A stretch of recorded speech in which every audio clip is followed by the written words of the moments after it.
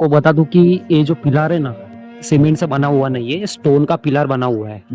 और ये स्टोन पूरे भारत में फैले हुए हैं। और यही अशोक पिलार्स आज अपने भारत का अभी जो मेरे सामने से आ रहे हैं ना, वही है तिब्बतन ट्रेडिशन स्टाइल वाले बुद्धिस्ट मॉन्क्स। सिद्धार्थ गौतम को ज्ञान में क्या समझ में आया, उन्होंने 4 बातें समझी, इसलिए बुद्धिस्ट रिलीजन में पूजा से इम्पोर्टेंट है। भाई लोग, रूम के बाहर इतना सामसुन बन गया ना, मुझे नहीं लगता कि मुझे अभी बाहर कुछ खाने को मिलेगा। महादेवी टेम्पल के अंदर जाने के लिए आपको एक टिकट लेना पड़ेगा। मोनास्ट्री को बुद्धिज्म में विहार भी बोला जाता है। भाई ये मोनेस्ट्री इतनी खूबसूरत है ना, और उतनी ही शांत है। लेकिन मैंने गलती किया कि मैंने वहां से ऑटो ले लिया, और ऑटो चलाने वाले थे इंडियन सब वहां पे आगे से। बाबा, एक गलती को सुधारना पड़ेगा, नहीं तो फिर बहुत बड़ा लोचा हो जाएगा। यदि सबको दुख है तो जीवन का अर्थ क्या है? 1947 में जब नया भारत बन रहा था, नया राष्ट्र बन रहा था, तो सवाल उठे कि नया भारत किस चीज का प्रतीक बने। और इस घटना को बाबा साहेब आम्बेडकर ने जानबूझकर धम्म चक्र प्रवर्तन रखा। ये जो आर्किटेक्चर सब देख रहे हो ना, ये सब चाइनीज आर्किटेक्चर और डिजाइन है। ऐसा प्रतीक रखा जाए जो पूरे इंडिया को रिप्रेजेंट करे, और वो किसी एक धर्म का।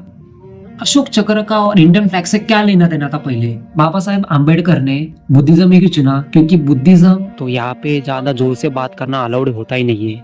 अरे जानबूझ के ऐसा किया जाता है क्योंकि लोग वही महसूस करें जो सिद्धार्थ गौतम को जब एनलाइटमेंट मिला, तभी से वो सिद्धार्थ गौतम से बने। तो इसका बुद्ध से क्या संबंध है? तो बुद्ध कोई भगवान नहीं थे। अभी मैं हूँ लुम्बिनी में, और लुम्बिनी वह जगह है जहाँ पर राजकुमार पैदा हुए थे, और आगे चलकर उन्होंने दुनिया को शांति और सोचने का नया तरीका दिया। और इसके बाद क्या हुआ?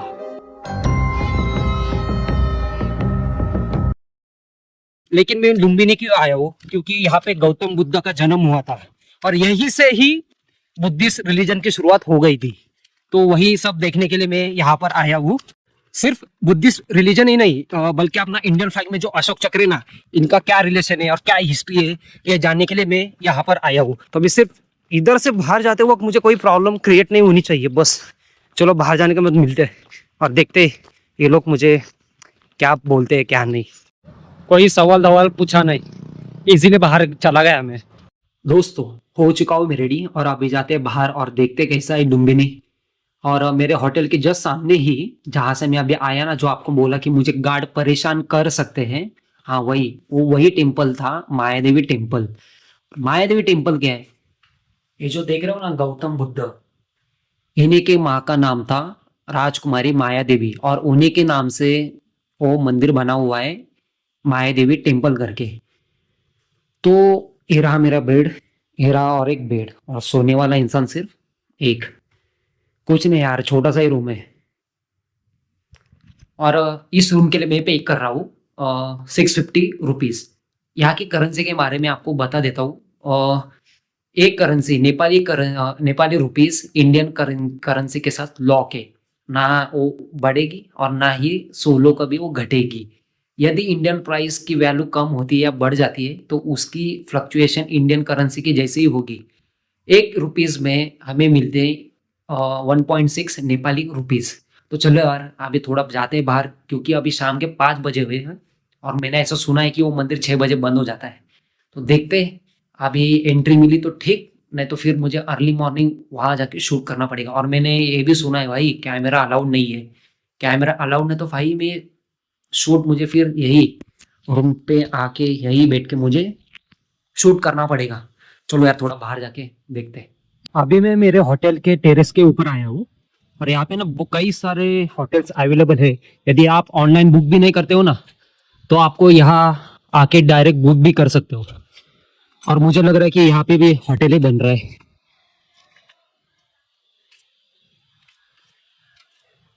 वैसा एटमॉस्फेयर यहाँ का अभी उतना कूलिंग नहीं है, पर है मतलब ठीक ठाक है। ये सामने जो आप बड़े बड़े बिल्डिंग्स देख रहे हो ना, वो कोई किसी का पर्सनल घर नहीं है, वो जस्ट होटल है, होटल रहने के लिए। तो यहाँ पे आपको कोई बिल्डिंग दिखेगी ही नहीं, मोस्टली पर्सनल लोगों की बात कर रहा हूँ। यदि वो दिख रही है तो फिर वहां पे रहने के लिए होटल्स के रूम बनाए हुए हैं। तो चलो यार, थोड़ा बाहर जाते हैं और घूमते हैं। वहां पे रहा मेरा हॉस्टल, और मेरे सामने बहुत सारे दुकान से चाहिए तो मैं यहाँ पे थोड़ा कुछ खाने के लिए भी ले सकता हूँ। आप लोगों को एक बात बताना ही भूल गया मैं कि खाने के लिए मैं क्या जुगाड़ कर रहा था ट्रेन में, और अभी जो भी मतलब जितना भी मैं ट्रैवल कर रहा हूँ, तो मैंने घर से पहले से ही ड्राई फ्रूट्स कैरी कर लिए थे। लेकिन अनफॉर्चुनेटली मैं कैश्यू कैरी करना ही भूल गया। माया देवी टेम्पल के अंदर आते वक्त तो किसी ने कुछ पूछा भी नहीं। हो सकता है कि मुझे आगे सिक्योरिटी पास करनी पड़े, तो शायद हो सकता है कि वहाँ पे कैमरा अलाउड ना हो। देखते आगे जाके क्या होता है और क्या नहीं। आपको नेपाल के लैंग्वेज के बारे में बता देता हूँ थोड़ा सा इंफॉर्मेशन। नेपाल में वैसे देखा जाए तो बहुत लैंग्वेजेस है जैसे इंडिया में है, लेकिन यहाँ पे ऑफिशियली नेपाली, हिंदी और नेवारी। नेवारी यहाँ की इंडिजिनियस लैंग्वेज है। और नेवारी एक्चुअली है क्या, ये मैं आपको जब मैं पोखरा या काठमांडू जाऊँगा ना, तो वहाँ पे आपको सब एक्सप्लेन कर दूंगा। आपने जो बाबा देखे ना रेड कपड़ों में, जो कपड़े पहने हुए थे, एक्चुअली वो बाबा नहीं है। आपको बता देता हूँ कि वो है कौन। वो एक्चुअली तिब्बतन ट्रेडिशन स्टाइल वाले बुद्धिस्ट मॉन्क्स होते हैं। आपने यदि दलाई लामा नाम सुना होगा तो वही के वो। और दलाई लामा तिब्बतन रिलीजन्स के, ऐसा समझो कि वो किंग थे। अभी जो मेरे सामने से आ रहे हैं ना, वही है तिब्बतन ट्रेडिशन स्टाइल वाले बुद्धिस्ट मॉन्क्स। मॉन्क्स का मतलब होता है साधु।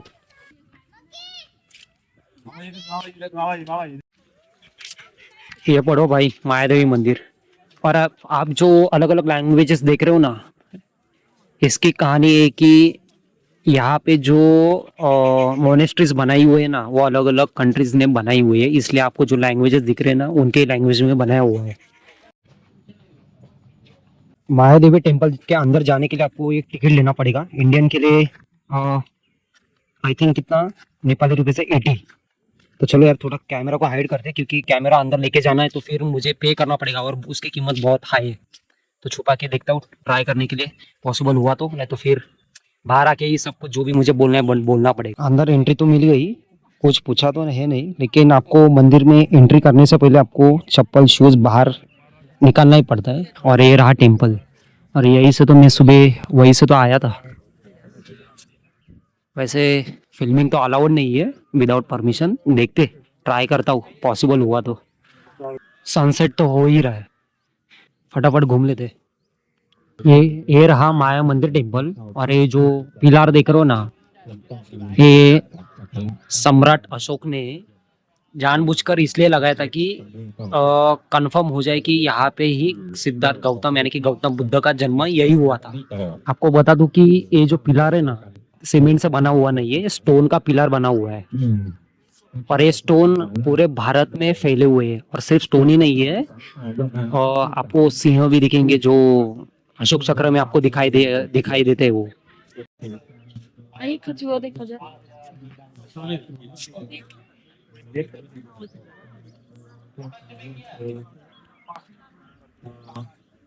ये एक्चुअली बुद्धिस्ट होलीस्ट प्लेस समझिए। तो यहाँ पे ज़्यादा जोर से बात करना अलाउड होता ही नहीं है। और ये जानबूझ के ऐसा किया जाता है क्योंकि लोग वही महसूस करें जो गौतम बुद्ध ने महसूस किया था। उनके बारे में मैं आगे बताऊंगा आपको। लेकिन आपको जो ये फ्लैग्स दिख रहे हैं ना कलरफुल, तो एक्चुअली इस फ्लैग का आपको मीनिंग बताता हूँ।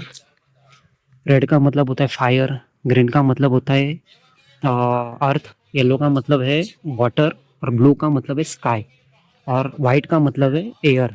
और एक सब चीज़ें यूनिवर्स को बैलेंस करने के लिए रिप्रेजेंट किए जाते हैं। इतने सारे जो फ्लैग्स देख रहे हो ना, ये तिब्बतन रिलीजियस का पार्ट है।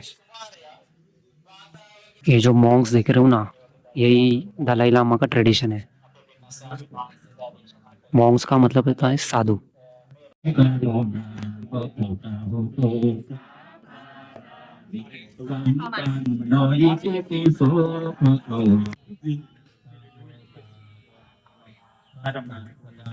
अभी आपने जो प्रेयर्स देखी ना, वो ना ही इंडियंस थे और ना ही नेपालीज थे। फिर वो लोग थे फॉरेन कंट्रीज में बुद्धिज्म रिलीजन को फॉलो करने वाले लोग।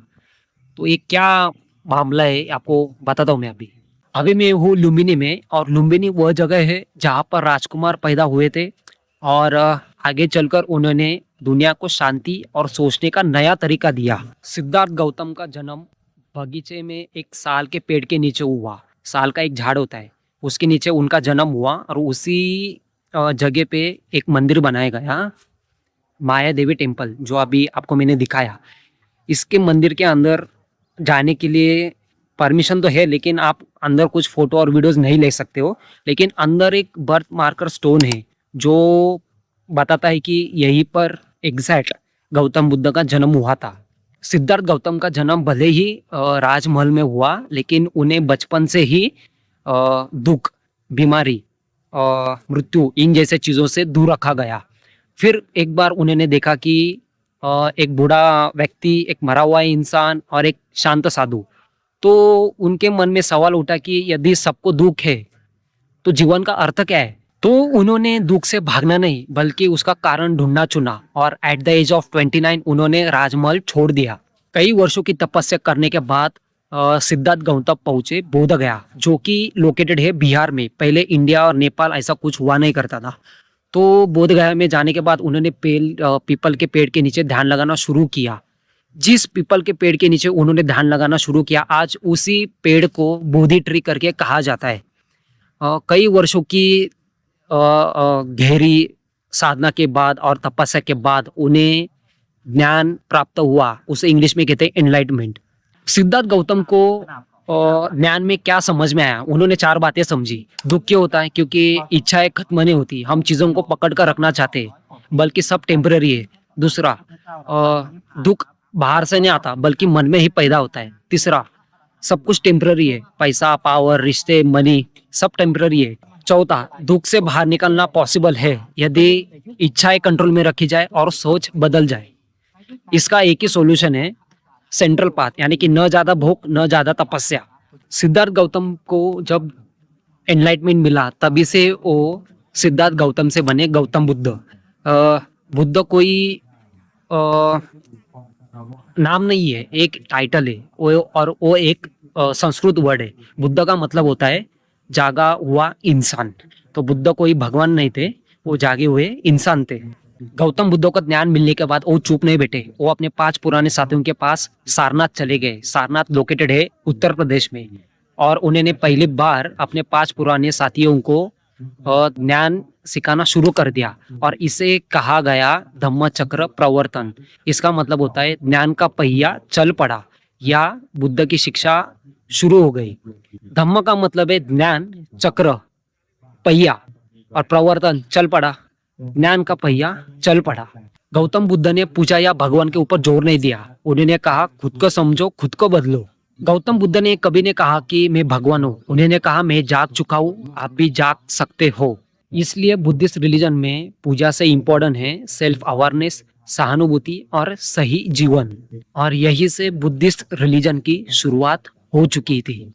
कई वर्षों तक ज्ञान देने के बाद गौतम बुद्ध पड़ गए बीमार, तो एट द एज ऑफ 80 वो चले गए कुशीनगर, और वहीं पर उन्होंने अपनी अंतिम सांस ले ली, और इसको कहते हैं महापरिनिर्वाण। इसका मतलब होता है जन्म मृत्यु के चक्र से अंतिम मुक्ति। और इसके बाद क्या हुआ? और उसके बाद अशोका मौर्य साम्राज्य के सबसे शक्तिशाली राजा सम्राट अशोक, शुरू में बहुत क्रूर और युद्ध प्रिय, लेकिन कलिंग युद्ध के बाद उनका पूरा जीवन बदल गया, क्योंकि उन्होंने युद्ध में लाखों लोगों की मौत देखकर उनको बहुत बड़ा पछतावा हुआ। तभी उन्होंने हिंसा छोड़कर बुद्ध के रास्ते को अपनाया। और हिस्ट्री में कहा जाता है सम्राट अशोक को एकमात्र राजा जिसने जीतने के बाद भी युद्ध छोड़ दिया। अशोक सम्राट ने पूरे भारत और नेपाल में अशोक पिलर्स लगवाए, और ये पिलर्स इसलिए लगवाए गए क्योंकि बुद्ध के विचार फैलाने के लिए, लोगों को नैतिक जीवन सिखाने के लिए। नैतिक का मतलब होता है सही और गलत के बीच का फैसला, और अपने कानून और संदेश लोगों तक पहुंचाने के लिए। और ये पिलर्स उस टाइम के पब्लिक नोटिस बोर्ड्स हुआ करते थे, और हर एक पिलर्स स्टोन का बनाया हुआ था, ना कि सीमेंट का। और हर एक पिलर्स का वेट था 40 से 50 टन। 1 टन का वैल्यू है 1000 किलो। तो आप समझ सकते कि उस टाइम में 1000 किलो का वो पिलर्स लगवाना। अगर अशोक सम्राट ये पिलर्स नहीं लगवाते तो आज गौतम बुद्ध का एग्जैक्ट बर्थ प्लेस साबित करना मुश्किल होता। और सारनाथ का अशोक स्तंभ यानी कि अशोक पिलार्स ये इसलिए फेमस है, सारनाथ जो कि लोकेटेड है यूपी में, और ये इसलिए फेमस है क्योंकि वहीं पर गौतम बुद्ध ने अपना पहला उपदेश दिया था, धम्मचक्र प्रवर्तन जो मैंने कहा था। और यही अशोक पिलार्स आज अपने भारत का राष्ट्रीय प्रतीक है यानी कि नेशनल सिंबल। अभी समझते हैं अशोक चक्र का मीनिंग। चारों शेरों वाला अशोक स्तंभ उसे कहते हैं लायन कैपिटल।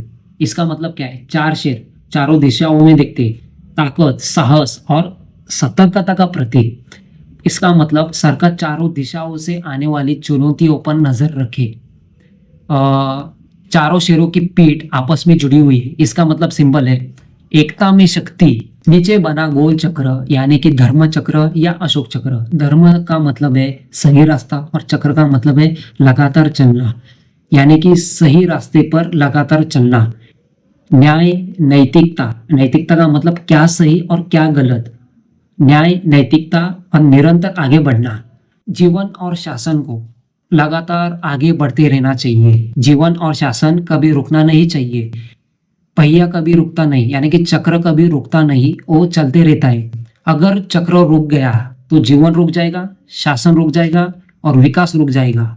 24 लाइंस को इन्हें जोड़ा जाता है कर्तव्य, अनुशासन, धैर्य, साहस, न्याय, सहानुभूति जैसे गुणों से। इसका सिंपल मीनिंग है हर दिन हर घंटे सही कर्म करते रहो। अशोक चक्र का और इंडियन फ्लैग से क्या लेना देना था? पहले देखो, बिफोर इंडिपेंडेंस यानी कि 1947 से पहले अपने इंडियन फ्लैग के बीच में चरखा था, जो कि महात्मा गांधी जी के स्वदेशी आंदोलन का प्रतीक था। लेकिन 1947 में जब नया भारत बन रहा था, नया राष्ट्र बन रहा था, तो सवाल उठे कि नया भारत किस चीज का प्रतीक बने, सिर्फ कपड़ा बनाने का या नैतिकता और न्याय का? तब फैसला हुआ कि चरखे की जगह ऐसा प्रतीक रखा जाए जो पूरे इंडिया को रिप्रेजेंट करे और वो किसी एक धर्म का ना हो, नैतिकता और न्याय का हो, और चुना गया अशोक चक्र। तो इसका बुद्ध से क्या संबंध है? देखो, बुद्ध ने सही जीवन सिखाया और अशोक ने उसी शिक्षा को समाज में लागू किया, और आज भारत का झंडा उसी नैतिक सोच को दर्शाता है। मतलब बुद्ध की सोच, अशोक का परिवर्तन और भारत की पहचान। भारत का झंडे का चक्र हमें रोज याद दिलाता है कि ताकत युद्ध से नहीं भाई, सही रास्ते से आती है। फिर अपने इंडियन फ्लैग में शेर क्यों नहीं रखे गए? देखो, जब 1947 में अपना इंडियन फ्लैग तय हो रहा था, तब कुछ प्रैक्टिकल और सिंबॉलिक रीजन थे। अपना इंडियन फ्लैग दूर से देखने पर साफ दिखना जरूरी। चारों शेरों वाला डिटेल डिजाइन छोटा करने पर साफ नहीं दिखता और पहचानना मुश्किल होता।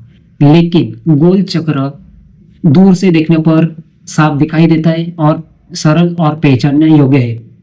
और अपने इंडियन फ्लैग से ये मैसेज देना था कि नया भारत सिर्फ ताकत नहीं दिखाना चाहता था, बल्कि देश ये दिखाना चाहता था कि न्याय, नैतिकता और निरंतर आगे बढ़ना, जो अशोक चक्र बेहतर दर्शाता है। चारों शेरों वाला सिंबल आज अपने भारत का नेशनल सिंबल है, यानी कि राष्ट्रीय प्रतीक, जो अपने को गवर्नमेंट बिल्डिंग्स के ऊपर, पासपोर्ट के ऊपर और करेंसी के ऊपर देखने को मिलते हैं।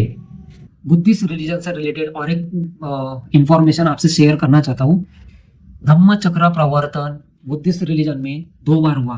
पहला तो गौतम बुद्ध के एरा में, जब उन्होंने अपने साथियों के साथ ज्ञान बांटा, उसे कहा गया धम्म चक्र प्रवर्तन, यानी कि ज्ञान का पहिया चल पड़ा। और दूसरी बार 1956 में नागपुर की दीक्षा भूमि पर डॉक्टर बाबा साहेब आम्बेडकर, इन्होंने बौद्ध धर्म अपनाया। उनके साथ साथ लाखों लोगों ने भी धर्म परिवर्तन किया, इसको ऐसा भी कहा जाता है। और ये कोई नॉर्मल कन्वर्जन नहीं था, यह थी बुद्ध के धम्म की भारत में वापसी। और इस घटना को बाबा साहेब आम्बेडकर ने जानबूझकर धम्म चक्र प्रवर्तन रखा। क्यों? क्योंकि उनके अनुसार बुद्ध की धम्म की फिर से समाज में वापसी हो चुकी है, खास करके दलित और शोषित लोगों के लिए। बाबा साहेब आम्बेडकर ने बुद्धिज्म ही क्यों चुना? क्योंकि बुद्धिज्म जाति नहीं मानता, बराबरी सिखाता है, तर्क और मानवता के ऊपर आधारित है, व्यक्ति को सोचने की स्वतंत्रता देता है। उनके अनुसार बुद्धिज्म धर्म से ज्यादा सोशल रिवॉल्यूशन था। बुद्ध के बाद उनके विचार India, Sri Lanka, south east Asia, China, Japan, south Korea में फैल गया। सम्राट अशोक ने बुद्धिज्म को बहुत सपोर्ट किया। उस समय धम्म बहुत मजबूत था, लेकिन समय के साथ साथ भारत में धीरे धीरे कमजोर होने लगा। इसके कारण बौद्ध मठों को राजाओं का संरक्षण कम मिलता गया। समाज में जाति व्यवस्था फिर से मजबूत हो गई। ब्राह्मणवादी परंपराएं फिर से मजबूत हो गई। बौद्ध धर्म बाहर तो फैल गया, लेकिन भारत में पीछे चला गया। बुद्ध के बाद धम्म भारत में धीरे धीरे कमजोर हो गया और 2500 साल बाद आम्बेडकर ने उसे फिर से समाज तक पहुंचाया। गैप इसलिए आया क्योंकि बुद्ध की सोच समाज से दूर हो गई थी और डॉक्टर बाबा साहेब आम्बेडकर ने उसे फिर से समाज में लाया। उन्होंने कहा कानून बराबरी दे सकता है, लेकिन समाज की सोच बदलनी होगी। इंफॉर्मेशन में मजा है तो दबा के लाइक ठोक दो। जो भी बुद्धिस्ट कम्युनिटी से है ना, वो तो भाई सब्सक्राइब करके ही जाना। तो दोस्तों, बुद्धिज्म रिलेटेड इंफॉर्मेशन कलेक्ट करना और उसके बाद मुझे खुद को समझना और फिर आपके साथ एक्सप्लेन करना बहुत टफेस्ट पार्ट था और उसमें बहुत ज़्यादा टाइम चला गया। तो अभी रात के 9:45 बज चुके हैं। तो अभी जाता हूँ, देखता हूँ कुछ खाने के लिए मिलता है क्या। नहीं मिला तो मेरे पास बैकअप है ड्राई फ्रूट्स। तो चलो बाहर जाके देखते कुछ मिलता है क्या नहीं। और एक बात बताना है मुझे आपको। कल मैं आई थिंक चेकआउट करके मैं जा रहा हूँ पोखरा, जो कि नेपाल की सबसे खूबसूरत सिटी है। काठमांडू नहीं, पोखरा। भाई लोग, रूम के बाहर इतना सामसुन बन गया है ना, मुझे नहीं लगता कि मुझे अभी बाहर कुछ खाने को मिलेगा। चलो अब फिर भी बाहर जाके देखते कुछ मिलता है क्या नहीं फिर भी। तो दोस्तों, जैसे सोचा था कि सब दुकान अभी बंद हो चुकी है, क्योंकि ये इतना वो वाला सिटी नहीं है जो आप समझ रहे हो। ये पूरा प्रॉपर विलेज टाइप ही सिटी है। यहीं पर मेरा हॉस्टल है और ये रोड देखो कितना सामसुन बन चुका है। और मुझे बाय लक के लिए एक रेस्टोरेंट से सूप मिल गया है, क्योंकि इस टाइम पे सिर्फ एक ही रेस्टोरेंट चालू था। और अभी रूम पे जाता हूँ और खाते खाते इंफॉर्मेशन निकालनी है, क्योंकि कल जा रहा हूँ ना, तो सोने के लिए मुझे लगता नहीं कि टाइम भी मिलेगा ही थोड़ा। तो दोस्तों, लुम्बिनी में 9 बजे के बाद बाहर खाना खाने के लिए जाना ही मत, क्योंकि सिर्फ 0.1% चांसेस होता है कि आपको खाना मिल जाएगा या तो फिर नहीं मिल जाएगा। बाय लकीली मुझे एक पंजाबी ढाबा मिला, तो वहाँ पे इंडियन और नेपाली दोनों ऑप्शन थे। तो मैंने एक लाइट मील चूज किया जिसका नाम है थुक्पा। थुक्का का मतलब होता है, थुक मतलब नूडल्स और पा का मतलब सूप। ये थुक्पा एक तिबेटन रीजन का फेमस नूडल सूप है। तिबेटन एक रीजन था पहले, जो अभी चाइना कंट्रोल करता है। आपको मैं हिस्ट्री बताऊंगा उसके बाद में। आपको बता दूं कि ये थुक्पा सिर्फ हिमालय रीजन में ही मिलेगा, जैसे कि नेपाल, लद्दाख, दार्जिलिंग, सिक्किम, भूटान जैसे रीजन में। अपने इंडिया में मिलता है वो सिर्फ सूप होता है या तो फिर नूडल सूप होता है, लेकिन वो डिफरेंट होता है। अभी मैं खा रहा हूँ ना, तो मुझे टेस्ट और जो दिखने में जो है वो सब अलग ही दिख रहा है, लेकिन टेस्टी बहुत है यार। तो चलो यार खा लेता हूँ, थोड़ा काम करना है, फिर उसके बाद सोऊंगा, फिर आपको मिलता हूँ अगली सुबह। चलो गुड नाइट। सोने से पहले मैं टेम्परेचर चेक कर रहा था और मैं सोच रहा हूँ कि जब मैं माउंटेन्स रीजन में जाऊँगा, जैसे कि पोखरा और काठमांडू में, वहाँ तो फिर मेरी हालत ही खराब हो जाएगी, जैसे मेरी हालत केन्या में खराब हो गई थी। So hey guys, very good morning. आज मैं जा रहा हूँ लुम्बिनी के मोनास्ट्रीज में। मोनास्ट्रीज सिर्फ बुद्धिज्म में भी नहीं होता, क्रिश्चियनिटी में भी होता है और हिंदुइज्म में भी होता है। लेकिन हिंदुइज्म में हम उसको मोनास्ट्रीज नहीं बोलते, हम या तो मठ बोलते हैं या तो फिर आश्रम बोलते हैं। लेकिन बुद्धिज्म में मोनास्ट्रीज भी बोलते हैं और विहार भी बोलते हैं। तो क्या है कैसे है, चलो जाने के बाद आपको सब दिखा देता हूँ। आप लोगों से एक बात शेयर करना चाहता हूँ। माया देवी टेम्पल के ही नियर बाय मोनास्ट्रीज जोन बने हुए हैं। माया देवी टेम्पल गौतम बुद्ध का बर्थ प्लेस है, लेकिन मोनास्ट्रीज गौतम बुद्ध की आइडिया स्प्रेड करने के लिए बनाए हुए हैं। और वहाँ पे अलग अलग देशों की मोनास्ट्रीज जोन है, तो जाके देखते हैं। चलो, मतलब एक थॉट लुम्बिनी में शुरू हुआ और आज दुनिया भर के लोग उसको फॉलो करते हैं। तो चलो यार, कल जब मैं गया था ना, तो वहाँ पे ना जो लोग आते थे ना माया देवी टेम्पल के यहाँ पे, वो या तो चाइनीज थे या तो थाई थे या तो साउथ ईस्ट एशिया के थे या फिर जापान के थे। एक भी मुझे अपना नेपाली नहीं लग रहा था। होंगे लेकिन गिन चुन के 4 या 5, बाकी सब फॉरेन वाले थे। यहीं पर ही मेरा हॉस्टल है और हॉस्टल के बाहर नज़ारा आप देखो, अर्ली मॉर्निंग है ना।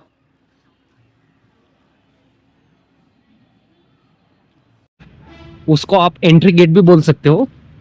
अ, कल जो मैंने पे किया था 80 नेपाली रुपीस पे किया था, तो आप उसको 1.6 से डिवाइड करेंगे ना, तो आपको इंडियन करेंसी में उसकी प्राइस देखने को मिल जाएगी।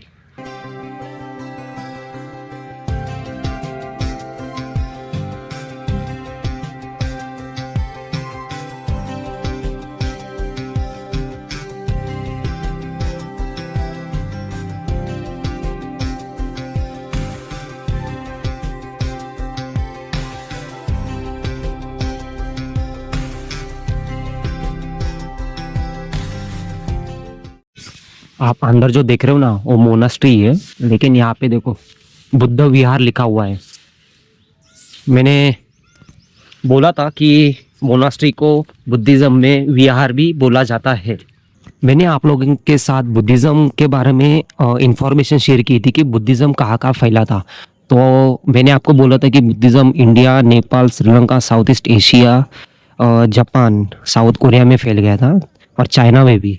तो यहाँ पे जो आप वर्ड्स देख रहे हो, ये हिंदी में है, ये नेपाली में है, ये चाइनीज़ मंडरिन है, ये कोरियन है, ये थाई लैंग्वेज है, ये आई थिंक जापानीज़ लैंग्वेज, और ये म्यांमार वाली लैंग्वेज है, और ये फ्रांस लैंग्वेज।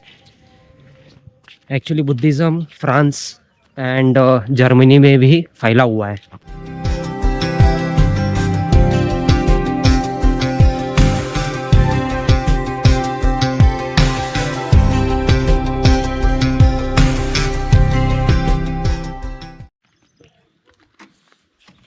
और लोग रहते तो और शेयरिंग में ये हो जाता था क्या?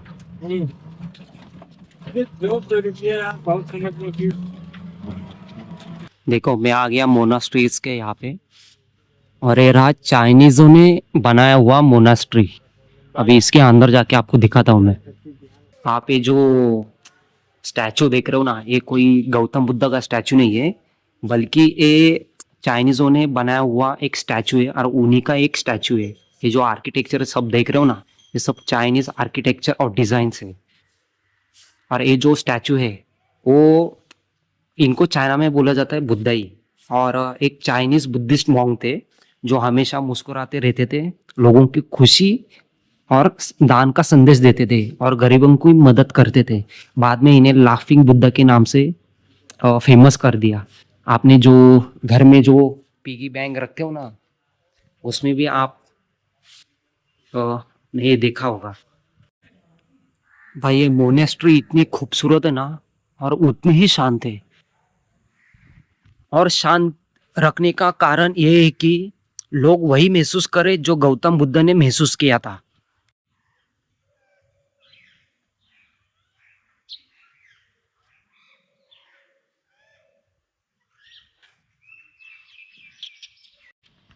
और एक मोनेस्ट्री की तरफ आया हूँ। मुझे नहीं लगा था कि ये ऑस्ट्रिया में भी फैला हुआ रहेगा।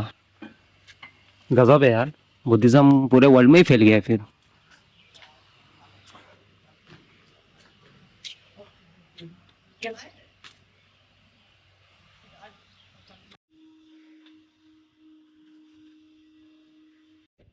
Okay Ikaw ang pala-pilit niya talo ng mantilog talaga. कोई भी मोनेस्ट्रीज के अंदर जाने से पहले आपको चप्पल या शूज बाहर ही निकालने होते हैं।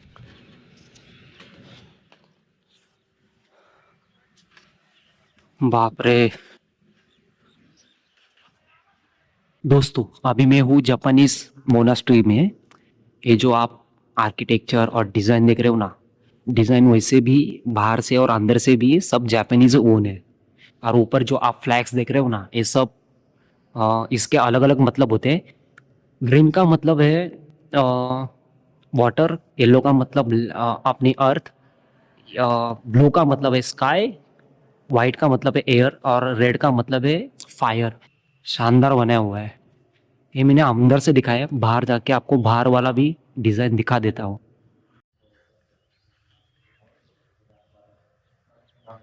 मैं फिर से माया देवी टेम्पल के अंदर आया हूँ।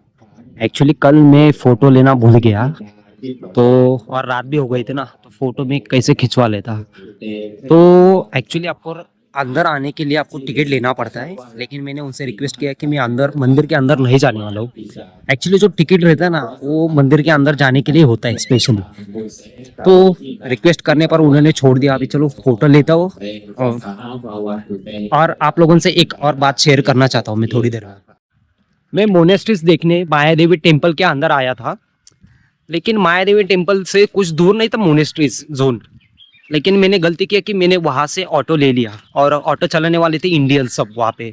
तो उन्होंने मुझसे चार्ज किया 250 रुपीज़, और मैं हार्डली 25 या 30 मिनट ही वहाँ पर घुमा रहूँगा। और मैंने सब मोनेस्ट्रीज नहीं देखे हुए हैं, मैंने सिर्फ तीन ही मोनेस्ट्रीज देखे हुए हैं। बहुत हाई मुझे लुटा यार। यदि आप मोनेस्ट्रीज देखना चाहते हो तो आप बाय वॉक करके ही जाना। आप कितना देखेंगे, हार्डली 2 या 3, मैक्सिमम 4 या 5। वो नज़दीकी है, वॉक करके आप इजीली जा सकते हो। यदि आपका ग्रुप है तो ऑटो लेने में कुछ प्रॉब्लम नहीं आएगी, लेकिन आप सिंगल या डबल हो तो फिर नहीं यार, नहीं होगा। आप बेटर होगा कि आप वॉक करके ही चलिए। और अभी मेरा 12 बजे का चेकआउट है, तो सोच रहा हूँ कि आके थोड़ी लोकल मार्केट घूम लेता हूँ और फिर चला जाऊँगा पोखरा। सुबह सुबह मैं बार्बर शॉप जाने वाला था, क्योंकि मुझे हेयर सेट करने थे। विदाउट हेयर सेट में मतलब उतना अच्छा लुक आता नहीं फिर मेरे ऊपर, तो भूल गया मैं। और ना मैंने सुबह से कुछ खाया ना पिया है।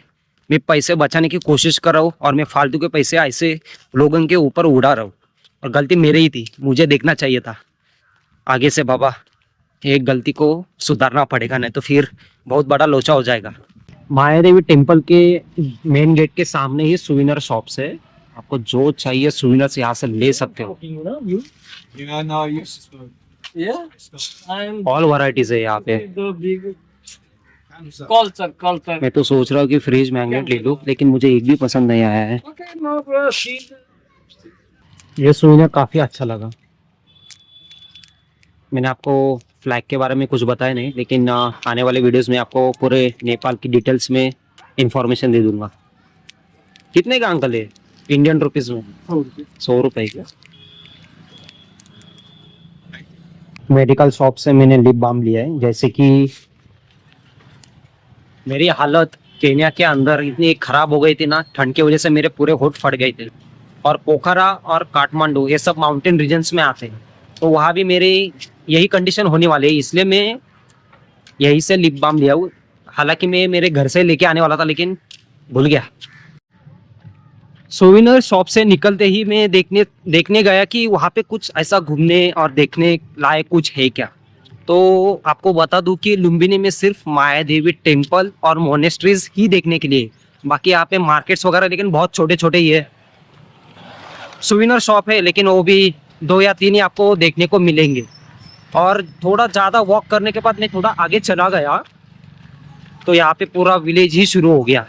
तो यहाँ पर लुम्बिनी में ज़्यादा करने के लिए कुछ है ही नहीं, तो फटाफट अभी जाते हैं रूम पर और चेकआउट की प्रोसेस शुरू करते हैं और निकलते हैं पोखरा की तरफ। तो दोस्तों, लुम्बिनी एक रिलीजियस प्लेस घूमने के बाद अब वक्त आ चुका है इस लुम्बिनी को छोड़ने का, और अभी मैं जा रहा हूँ पोखरा, जो कि नेपाल की सबसे खूबसूरत सिटी है। और यहाँ से मैं कैसे जाऊँगा, कैसी जर्नी रहेगी, ये आप आने वाले वीडियोस में देखेंगे। तो इस वीडियो को मैं यही खत्म करता हूँ, और जाने से पहले मैं ड्राई फ्रूट्स खा रहा हूँ। मेरा सब पैकिंग वगैरह हो चुका है। Thank you so much for watching this video. यदि कुछ पूछना हो तो कमेंट्स में आके पूछिए, I will definitely answer there. See you soon. Favourite player कौन है?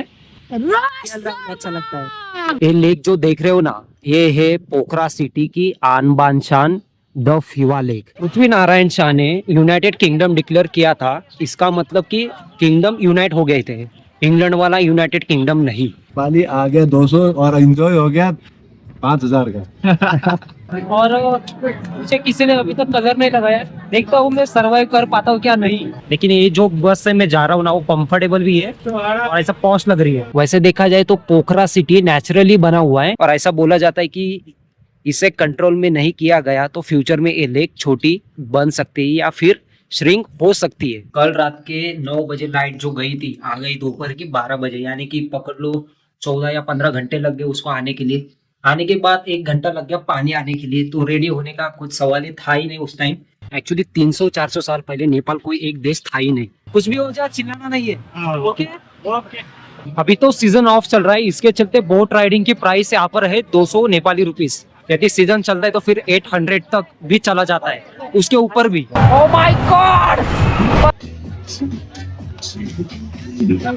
और हिस्ट्री में नेपाल आज तक कभी भी फुली कॉलोनाइज नहीं हुआ है। और यहाँ पे मैं ट्राई करने जा रहा हूँ तंदूरी टी।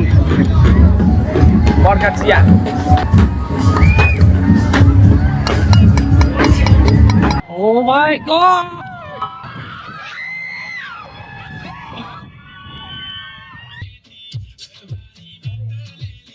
संजू राठौड़ का गाना नेपाल में भी।